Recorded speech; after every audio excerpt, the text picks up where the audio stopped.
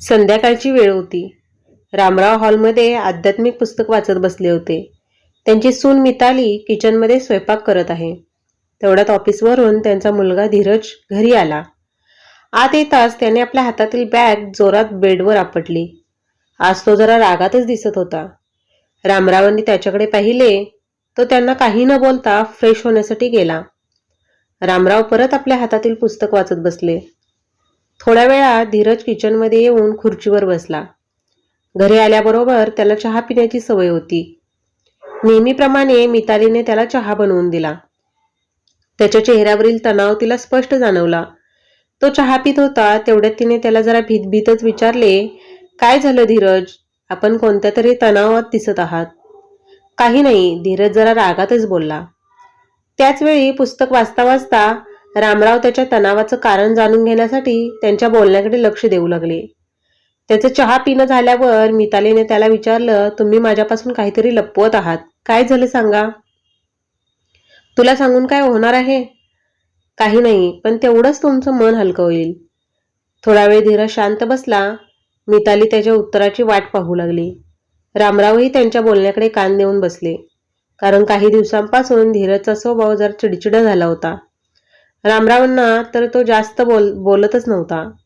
ज्या बापानं आयुष्यभर कष्ट करून त्याला लहानाचं मोठं केलं, त्याने त्याला काही विचारलं तर तो त्यांना उद्दामपणे म्हणायचा, तुम्हाला काय कळतंय यातलं, तुम्ही शांतच बसा. त्यांच्या प्रत्येक वाक्याला तो प्रत्युत्तर द्यायचा. कारण नसताना तो त्यांचा तिरस्कार करायचा. मुलगा आता आपल्या बरोबरीला आला आहे. तरुण वयात माता जरा गरमच असतो असा विचार करून कित्येक उन्हाळे पावसाळे पाहिलेले रामराव आपल्या मुलासमोर शांतच बसायचे. पण त्यांना आपल्या मुलाची अशी अवस्था पाहावत नव्हती. धीरजने बोलायला सुरुवात केली. काही नाही, काही दिवसांपासून आमचा बॉस मला जरा मानसिक त्रास देत आहे. त्याच्या पुढे हुजरेगिरी करणाऱ्यांचे ऐकून त्याचा माझ्याविषयी गैरसमज झाला आहे. आपल्याला वाटतं राजकारण फक्त राजकारणातच चालतं, पण तसं नाही. प्रत्येक क्षेत्रात राजकीय डोक्यांची लोक असतात. ते आपल्या स्वार्थासाठी दुसऱ्यांना त्रास देतात. एवढे बोलून तो थोडा वेळ शांत बसला.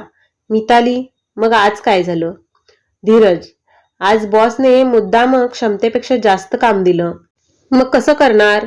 तरीही मी पुरेपूर प्रयत्न केले.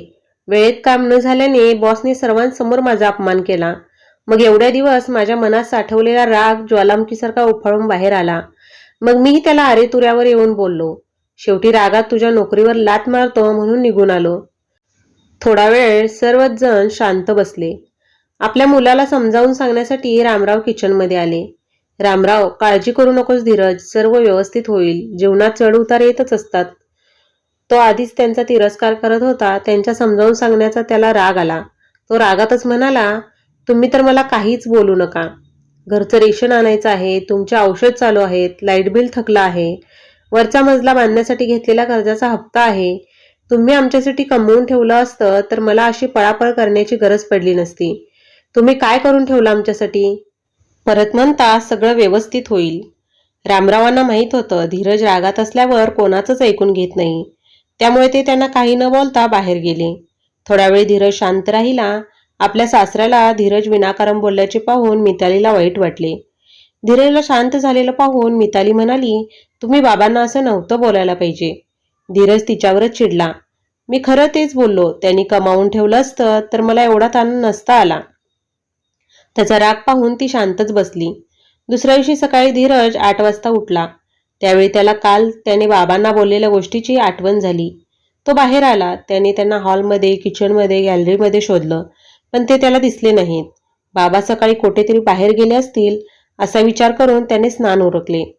आता 10 वाजता आले तरी बाबा घरी न आल्याने त्याने मितालीला विचारले, बाबा कुठे गेले?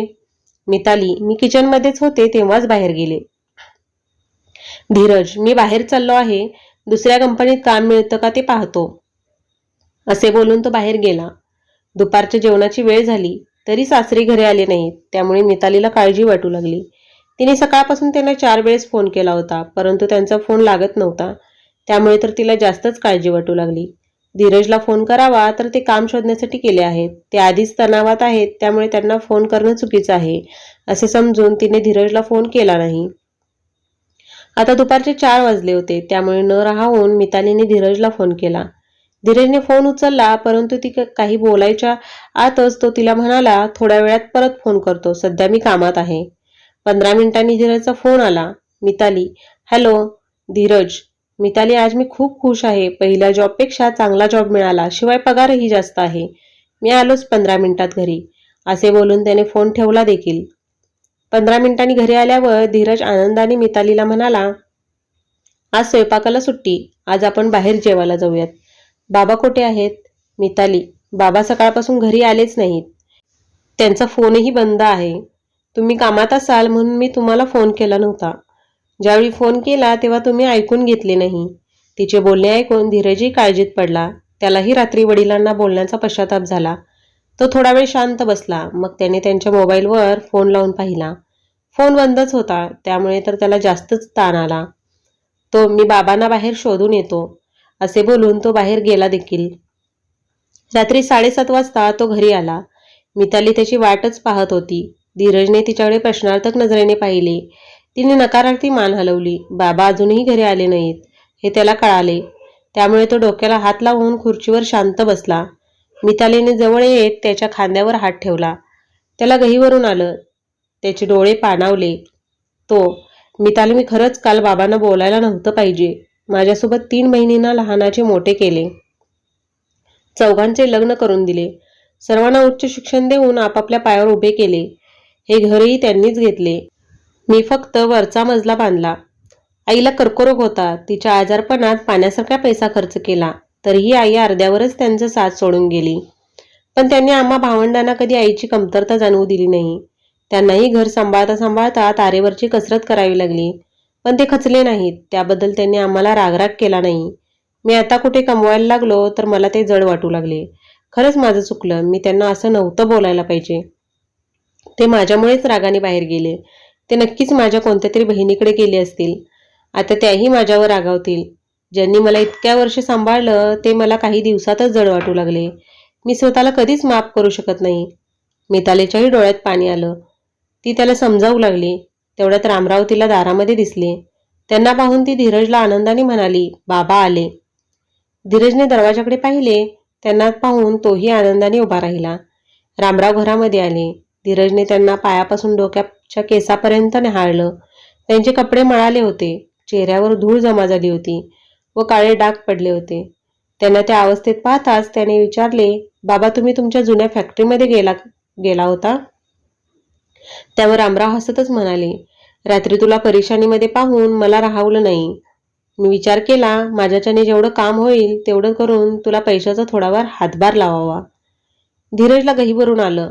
तो म्हणाला, बाबा मी रागात तुम्हाला बोललो होतो. तुम्ही मनाला लावून घेऊ नका. खरं तर तुम्ही आमच्यासाठी जेवढं केलं आहे त्याची परतफेड कधीच होऊ शकत नाही. आता आम्हाला तुम्ही हवे आहात, तुमचे पैसे नाही. मला पहिल्यापेक्षा चांगला जॉब मिळाला आहे. पगारही जास्त आहे. त्यामुळे तुम्हाला काम करण्याची गरज नाही. मी तुम्हाला यापुढे कधी दुखावणार नाही. मला माफ करा. रामराव म्हणाले, माफ करायला मला तुझ्या बोलण्याचे वाईट वाटलेच नाही. मी तुझ्या वयात असताना माझ्या वडिलांना असंच म्हणालो होतो. पण जेव्हा मी कमवायला सुरुवात केली तेव्हा मला कळालं त्यांनी माझ्यासाठी काय केलं. बाप उन्हाचे चटके सहन करतो, पण आपल्या परिवाराला झळ लागू देत नाही. मी तुझ्यासाठी काय केलं हे तुला आज नाही कळणार. जेव्हा तू बाप होशील तेव्हा कळेल. त्यांच्या बोलण्यावर मिताली म्हणाली, खरं बोलताय बाबा तुम्ही. आईवडिलांचा त्याग मुलांना दिसत नाही. ते म्हातारे झाले की मुलांना जड वाटू लागतात. यापुढे आम्ही दोघीही तुमची काळजी घेऊ.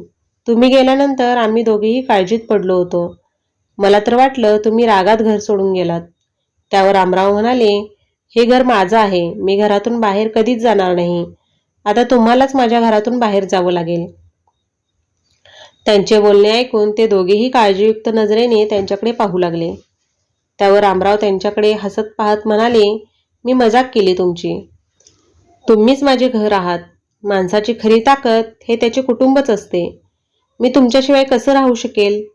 चला आता जेवण करून घेऊयात. मला खूप भूक लागली आहे.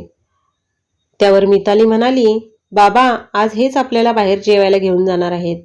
आम्ही तुमच्यामुळेच थांबलो आहोत. त्यावर रामराव म्हणाले, चला आज मीच तुम्हाला जेवायला बाहेर घेऊन जातो. त्यांचे बोलणे ऐकून धीरज व मिताली दोघेही खुश झाले. ते तिघेही जेवायला बाहेर पडले. कथा आवडल्यास चॅनेलला लाईक, शेअर आणि सबस्क्राईब करा.